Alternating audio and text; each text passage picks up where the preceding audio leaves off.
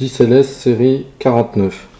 Question 1. Moins 11, moins 2 fois 15. Alors ici, priorité de calcul. D'abord la multiplication. 2 fois 15, 30. Donc on se retrouve avec moins 11, moins 30. Ce qui nous donne en tout moins 41.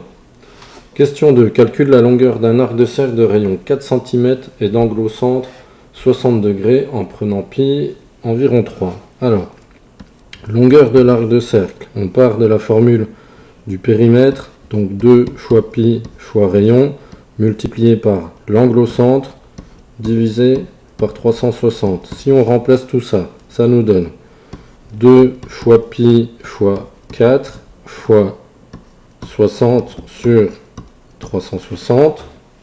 Alors, 60 sur 360, ça va nous faire 1/6. Et donc, on se retrouve, alors 2 fois 4, 8 sur 6 fois pi. Ce qui nous fait donc, on va aller un peu plus loin ici,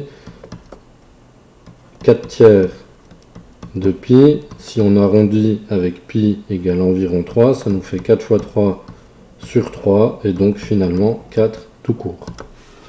Question 3. 2 à la puissance 3 fois 2 à la puissance 6 égale 2 à la puissance 9. On reconnaît une propriété de calcul sur les puissances. Et du coup, pour savoir l'exposant, on fait 3 plus 6. Question 4. 3,789 ar.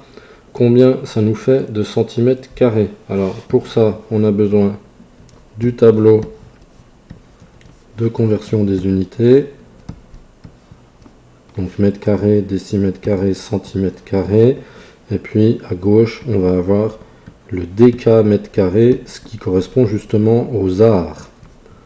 Et on n'oublie pas que toutes les colonnes sont dédoublées puisqu'on est en unité de surface. Et donc 3,789 ar. Si l'ar est ici, on a la virgule. 3,789 ar. Et si on veut des centimètres carrés, il va falloir compléter de façon à ce que la virgule arrive au centimètre carré. On complète. On enlève l'ancienne virgule. Et du coup, la réponse, ça sera 3 789 000.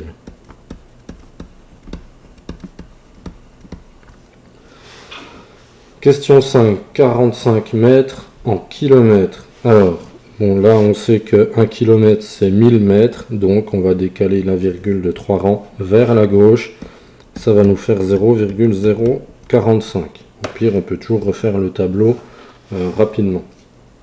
Question 6. 10 puissance 4 fois 9 à la puissance 0 fois 5 à la puissance 3. Alors là, on voit que les bases de toutes les puissances sont différentes. Les exposants aussi, donc on n'aura pas de règle de calcul ou de propriété sur les puissances. Par contre, 9 à la puissance 0, ça vaut 1. Donc finalement, dans la multiplication, ça va disparaître. 5 à la puissance 3, on connaît, ça fait 125. Et puis 10 à la puissance 4, c'est 10 000. Donc 1, 2, 3, 4, 0. Et réponse 1 250 000.